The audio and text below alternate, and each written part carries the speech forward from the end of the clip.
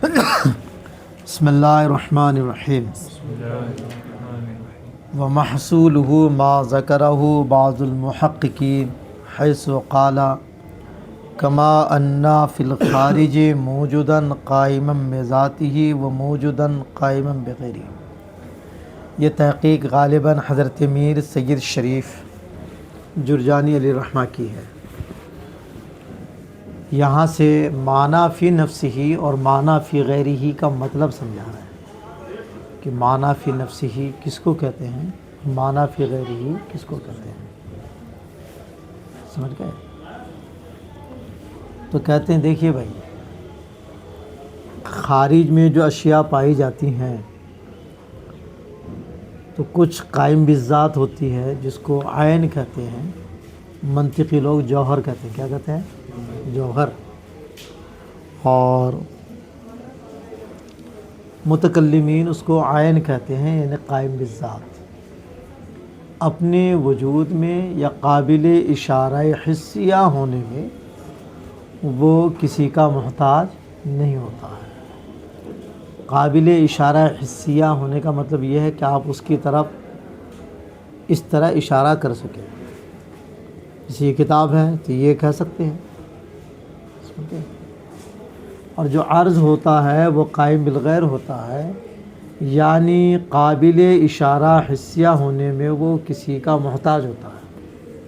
وہ عرض خود بخود قابل اشارہ حسیہ نہیں ہے، یعنی وہ کسی محل میں ہوگا، اس محل کی وجہ سے اس کا وجود ہوتا ہے اور پھر اس کی طرف اشارہ کر سکتے ہیں۔ جیسے آپ کی ٹوپی کا کلر سفید ہے، یہ سفید کلر خود بخود قابل اشارہ نہیں ہے، یہ ٹوپی کے ساتھ لگا ہوا ہے تو آپ کہہ سکتے ہیں کہ یہ سفیدی، یہ جو سفیدی قابل اشارہ بنی ہے یہ ٹوپی کے سہارے سے بنی ہے، خود بخود سمجھ میں آ رہی ہے؟ ہاں۔ تو جس طرح خارج میں کچھ چیزیں قائم بالذات ہوتی ہیں، جیسے یہ ڈیسک ہے، کتابیں ہیں، آپ ہیں، ہم ہیں، اور کچھ قائم بالغیر ہوتی ہیں جیسے کہ یہ کلر وغیرہ ہے، بلب کی روشنی ہے، بلب نہ ہو تو روشنی ہی نہ ہو، ٹوپی نہ ہو تو یہ کلر بھی ختم ہو جائے، سمجھ گئے؟ تو ٹھیک اسی طرح جو ہمارے دماغ میں جو معنی حاصل ہوتا ہے ان میں سے کچھ معنی وہ ہے جو بالقصد اس کو ہم حاصل کرتے ہیں، یعنی اسی کو حاصل کرنا مقصود ہوتا ہے ہمارا، کسی اور وجہ سے اس کو نہیں کرتے ہیں، اسی کی وجہ سے اس کو حاصل کرتے ہیں۔ تو اگر وہ معنی خود بخود مدرک ہو، بالقصد اس کو حاصل کیا، وہی معنی مقصود ہو، اسی کو کہتے ہیں معنی فی نفسہ، اسی کو کہتے ہیں۔ تو وہ محکوم علیہ بھی بنتا ہے اور محکوم بہ بھی بنتا ہے۔ اور اگر وہ معنی خود مقصود نہیں ہے، خود اس کو حاصل آپ نہیں کیے ہیں اور آپ اس کو حاصل کرنا چاہتے بھی نہیں ہیں، مگر اس کو حاصل جو کیے ہیں آپ کسی اور کی وجہ سے، کسی اور کی وجہ سے، اس کے بغیر وہ چیز نہیں بن پا رہی ہے آپ کی، وہ حاصل اس لیے ان کو حاصل کر رہے ہیں۔ جیسے نماز ہے، نماز کے لیے وضو کرتے ہیں آپ، تو وضو جو کرتے ہیں، نماز پڑھنا صحیح ہو جائے اس لیے کرتے ہیں، وضو اصل مقصود نہیں ہے۔ اس لیے ہمارے فقہاء نے فرمایا کہ وضو عبادت مقصودہ میں سے نہیں ہے، وہ سمجھ میں آئی؟ ہاں، مقصود کون ہے؟ نماز۔ اب نماز پڑھنا تھا اس لیے آپ آئے، وضو بنا لیے، تو یہ وضو مقصود بالذات نہیں بنا، سمجھ گئے؟ اس لیے یہ عبادت مقصودہ نہیں ہے۔ ٹھیک اسی طرح کچھ معنی جو ذہن میں حاصل ہوتے ہیں وہ خود مقصود نہیں ہوتے ہیں، کسی اور کی وجہ سے اس کو حاصل کر لیا جاتا ہے، تو وہ مقصود بالذات نہیں ہے، تو وہ محکوم علیہ بھی نہیں بنے گا، محکوم بھی نہیں بنے گا، تو وہ مقصود بالذات نہیں ہوا۔ یہی ہے معنی فی غیرہ کا مطلب، کہ حاصل تو وہ بھی ہوتا ہے مگر خود اس کو حاصل کرنا مقصود نہیں ہوتا ہے، یہ ہے معنی فی غیرہ کا مطلب۔ سمجھ میں آ رہی ہے؟ تو جو مقصود بالذات ہوگا وہ محکوم علیہ بھی بنے گا محکوم بہ بھی بنے گا. اور جو مقصود بالذات نہیں ہوگا، خود اس کو حاصل کرنا مقصود نہیں تھا، کسی کی وجہ سے وہ حاصل ہو گیا یا کسی کی وجہ سے اس کو حاصل کیا گیا، تو وہ مقصود بالذات نہیں ہوا. سمجھ گئے؟ یہی مطلب ہے معنی فی غیرہ کا. تو وہ محکوم علیہ بھی نہیں بنے گا، محکوم بہ بھی نہیں بنے گا. آ رہی سمجھ میں؟ ہاں، پہلے اتنا ملاؤ، ذہن میں رکھو کہ جو معنی بالقصد حاصل کیا جائے گا اسی کو حاصل کرنا مقصود ہو اور وہ حاصل ہو تو اسی کو کہتے ہیں معنی فی نفسہ ہی. وہ محکوم علیہ بنے گا، محکوم بہ بنے گا. اور جس معنی کو حاصل کرنا مقصود نہیں تھا، کسی کے لیے اس کو حاصل کیا ہم نے، یہ ہے معنی فی غیرہ کا مطلب. وہ محکوم علیہ بھی نہیں بنے گا، محکوم بہ بھی نہیں بنے گا. پلے بڑی؟ ہاں، معنی فی نفسی کا یہ مطلب ہے اور معنی فی غیرہ کا یہ مطلب ہے. دیکھو اس کا خلاصہ جو بعض محققین نے ذکر کیا ہے وہ یہ ہے، حیث قال، اس حصے سے کہا ان محققین نے، کما انا فی الخارج موجوداً قائما بذاتہ، جس طرح خارج میں کچھ موجود قائم بذات ہوتے ہیں، وہ موجوداً قائم بغیرہ، اور کچھ موجود وہ ہوتے ہیں جو قائم بالغیر ہوتے ہیں، یعنی کچھ عین ہوتے ہیں، جوہر ہوتے ہیں، کچھ عرض ہوتے ہیں. ٹھیک ہے؟ اسی طرح معنی جو ہوتے ہیں کچھ مقصود بالذات ہوتے ہیں، کچھ مقصود بالغیر ہوتے ہیں. مقصود بالذات ہونا یہ ہے معنی فی نفسہ کا ہونا مطلب، مقصود بالغیر ہونا یہ ہے معنی فی غیرہ کا مطلب. دیکھو کذالک فی الذہن، اسی طرح ذہن میں، معقول، کچھ معنی حاصل ہوتے ہیں، وہ مدرک قصداً، جس کو بالقصد حاصل کیا جاتا ہے، ملحوظاً فی ذاتہ، خود وہ بالذات ملحوظ و مقصود ہوتا ہے. سمجھ گئے؟ تو یہ ہے معنی فی نفسہ. اب یہ محکوم علیہ بھی بنے گا. اور تو یصلح ان یکون یحکم علیہ و بہ، تو وہ اس لائق ہے کہ اس پر کسی کا حکم لگایا جائے، اس پر کسی کا حکم لگایا جائے یا اس کا کسی پر حکم لگایا جائے، یعنی محکوم علیہ بنایا جائے یا محکوم بہ بنایا جائے. اور معقول، اور کچھ معنی ایسے ہیں کہ ہوا مدرک طبعا، کہ وہ بالطبع حاصل ہوتے ہیں، خود اس کو حاصل کرنا نہیں تھا، وہ کسی کے ذریعے کی وجہ سے اس کو حاصل کیا جائے گا. وآلۃ لملاحظۃ غیرہ، اور دوسرے معنی کو ملحوظ کرنے کے لیے آلہ بن جاتے ہیں. سمجھ گئے؟ تو اب یہ ہوا غیر مقصود بالذات، یہی ہے معنی فی غیرہ کا مطلب. یہ محکوم علیہ بھی نہیں بنے گا، محکوم بہ بھی نہیں بنے گا. فلا یصلح الشیء منہا، تو ان میں سے کسی بھی چیز کی وہ صلاحیت نہیں رکھتا. کن میں سے؟ انہیں محکوم علیہ محکوم بہ میں سے کسی چیز کی صلاحیت نہیں رکھتا. سمجھ گئے؟ اب آگے سنو دھیان سے. اس بحث کو بہت مشکل سمجھتے ہیں لوگ، توجہ دے تو کوئی مشکل نہیں ہے. یہ سمجھ میں آ گئی کہ معنی کچھ مقصود بالذات ہوتے ہیں، کچھ غیر مقصود بالذات ہوتے ہیں. جو مقصود بالذات ہے یہی ہے معنی فی نفسہ، جو غیر مقصود بالذات ہے یہ ہے معنی فی غیرہ. جو معنی فی نفسہ ہے وہ محکوم علیہ بھی محکوم بہ بھی بن سکتا ہے، اور جو مقصود بغیرہ ہے، مقصود بالذات نہیں ہے، وہ کچھ بھی نہیں بنے گا. ٹھیک ہے؟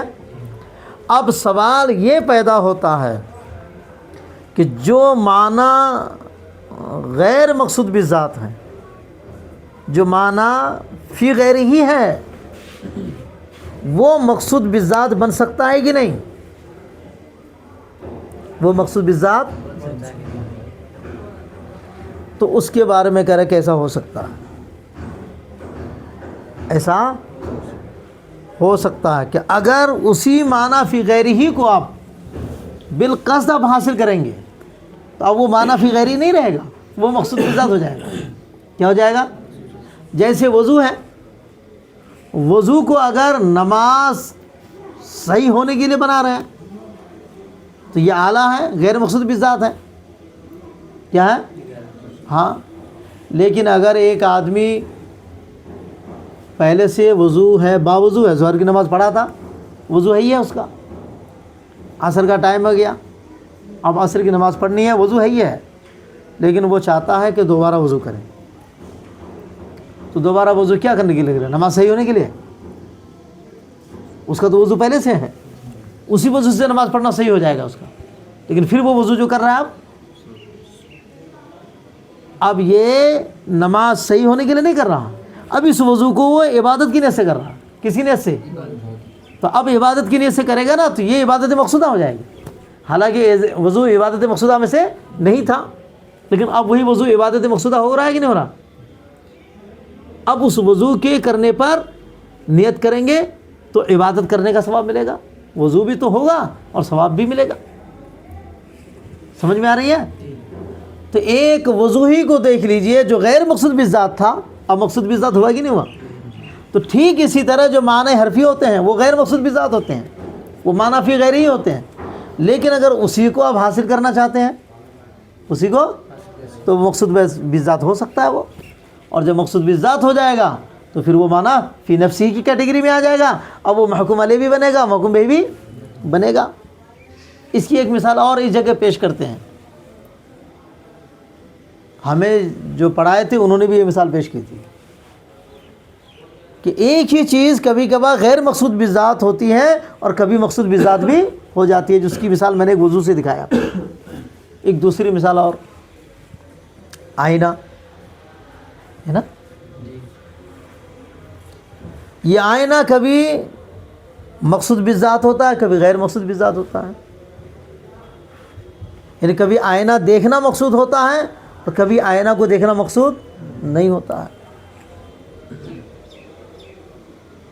مثال کے طور پر آپ ادھر سے آئے، اگر میں موجود نہ رہوں تو کچھ کھڑے ہو جاتے ہیں، یہاں بال سنوارنے لگتے ہیں، کرتے کہ نہیں کرتے ہیں؟ اب کھڑے ہو گئے جو بال سنوار رہے ہیں وہاں، تو کیا دیکھ رہا ہو؟ کیا دیکھتا ہے وہ؟ اپنا چہرہ دیکھتا ہے نا، تو خالی چہرہ دیکھتا ہے کہ آئینہ کو نہیں دیکھتا؟ وہ آئینہ بھی تو نظر آتا ہے، لیکن وہاں مقصود کیا ہے؟ آئینہ کو دیکھنا ہے، چہرہ کو دیکھنا مقصود ہے، آئینہ کو دیکھنا مقصود نہیں ہے۔ سمجھ گئے؟ تو یہ آئینہ یہاں مقصود نہیں ہوا، یہ غیر مقصود ہو گیا۔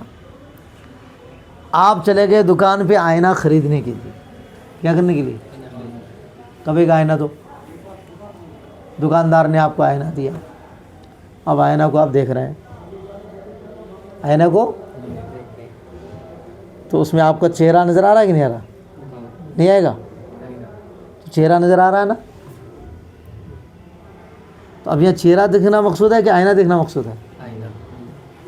اب وہی آئینہ جو غیر مقصود تھا مقصود ہو گیا کہ نہیں ہو گیا؟ ہو گیا نا۔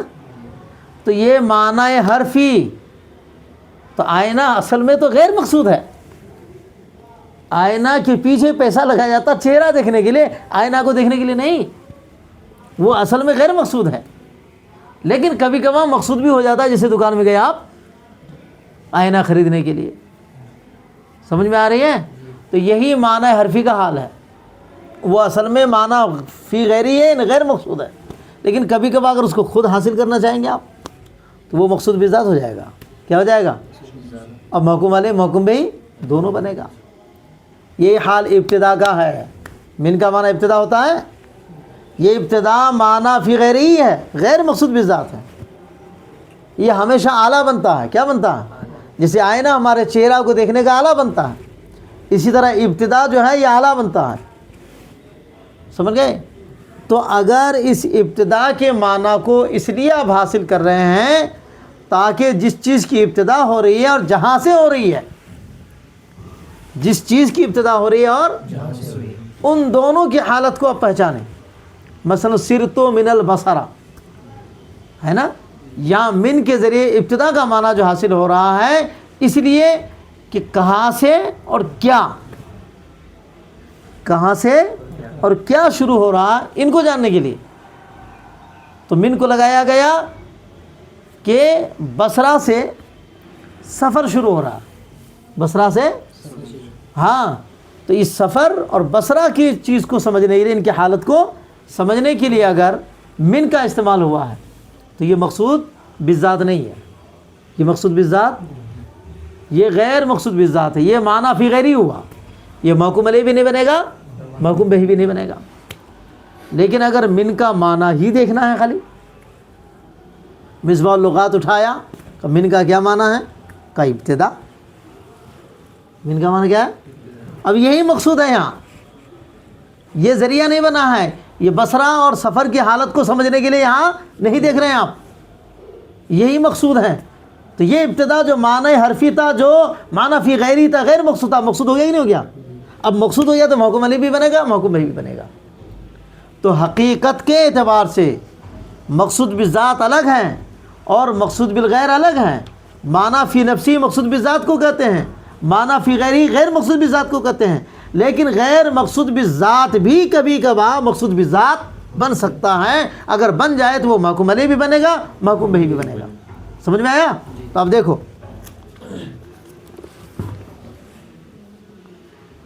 تو فالابتداء مثلا اذا لاحظه العقل قصدا، ابتدا جب عقل اس کو ملاحظہ کرے بالقصد اور بالذات، سمجھ گئے؟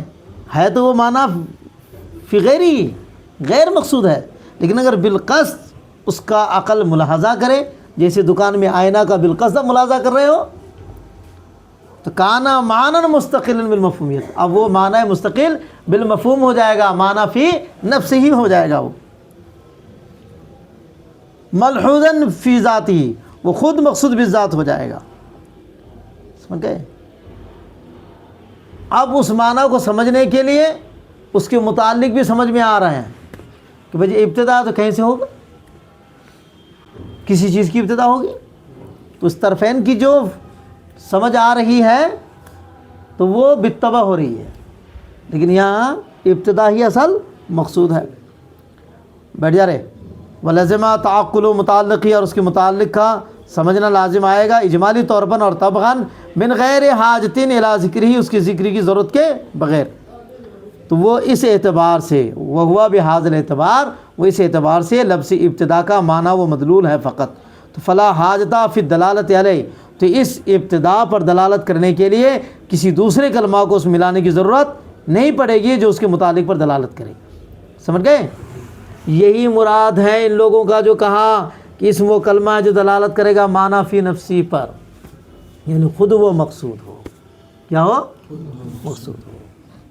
سمجھ گئے؟ تو معنی فی نفسی کا مطلب کیا؟ مقصود بالذات ہونا۔ سمجھ میں آ گیا؟ ہاں۔ وَهَذَا هُوَ الْمُرَادُ بِقَوْلِهِمْ، یہی مراد ہے ان لوگوں کے قول کہ اِنَّا لِلْإِسْمِ وَالْفِعْلِ مَعْنًا كَائِنًا فِي نَفْسِ الْكَلِمَةِ كَلِمَةِ الدَّالَّةِ عَلَيْهِ، کہ اسم اور فعل کے ایسے معنی ہیں جو معنی اس کلمے کے اندر ہوتے ہیں جو کلمہ اس معنی پر دلالت کرتا ہے، لیکن اگر عقل اسی ابتدا کا حصول جو کر رہی ہے، ملاحظہ جو کر رہی ہے، بالقصد نہیں بلکہ یہ سمجھنا چاہ رہا تھا کہ کہاں سے شروعات ہو رہی ہے اور کس چیز کی ہو رہی ہے، اس چیز کو سمجھنے کے لیے ابتدا کا آنا ضروری ہو گیا۔ تو ہم کو یہ سمجھنا تھا، ابتدا کو سمجھنا نہیں تھا۔ ان دونوں کو سمجھنے کے لیے ابتدا ایک آلہ بن گیا، ذریعہ بن گیا، تو ابتدا یہاں مقصود نہیں ہوا، عقل نے اس کو بالذات ملحوظ نہیں کیا، تو اب یہ معنی فی غیری ہو جائے گا۔ کیا ہو جائے گا؟ غیر مقصود بالذات ہو جائے گا۔ سمجھ گئے؟ وَإِذَا لَاحَظَهُ الْعَقْلُ، اور جب عقل اس کو ملاحظہ کرے، من حیث، اس اعتبار سے کہ ہوا حالتم بین السیر والبصرہ، کہ سفر اور بصرہ کے درمیان وہ ایک حالت ہے، اس کے بغیر یہ سمجھ میں نہیں آئے گا کہ سفر کہاں سے شروع ہو رہی ہے، سفر کی شروعات ہو رہی ہے اور کہاں اور کس کی ہو رہی ہے، اس کے لیے ابتدا کو لانا پڑ رہا ہے۔ تو اگر عقل اس کا ملاحظہ کرے اس اعتبار سے کہ وہ سیر اور بصرہ کے درمیان ایک حالت ہے مثلا، اور اس کو سیر اور بصرہ کی حالت کو جاننے کے لیے اعلیٰ قرار دے دے، تو پھر یہ معنی غیر مستقل بالمفہوم ہو جائے گا۔ یہی ہے معنی فی غیر ہی کا مطلب۔ سمجھ گئے؟ تو اب یہاں ابتدا کو بصرہ اور سیر کے بغیر سمجھ نہیں سکتے ہیں۔ ولا يمكن ان يتعقل، تو اس کو سمجھنا ممکن نہیں ہے مگر اس کے متعلق، خصوصی متعلق کے ذکر کر کے، مثلا بصرہ اور سفر کو ذکر کرنا پڑے گا۔ ولا يدل علیہ، اور وہ دلالت بھی اس پر نہیں کرے گا مگر دوسرے کلمہ کو اس کے ساتھ ملانا پڑے گا۔ کہ ولا يدل علیہ، تو اس پر دلالت نہیں کرے گا بغیر دوسرے کلمہ کے ملائے جو کلمہ اس کے متعلق پر دلالت کرتا ہے۔ آ گیا سمجھ میں؟ نہیں آیا؟ اس کو بار بار سن بھی لوگے، سمجھ میں آ جائے۔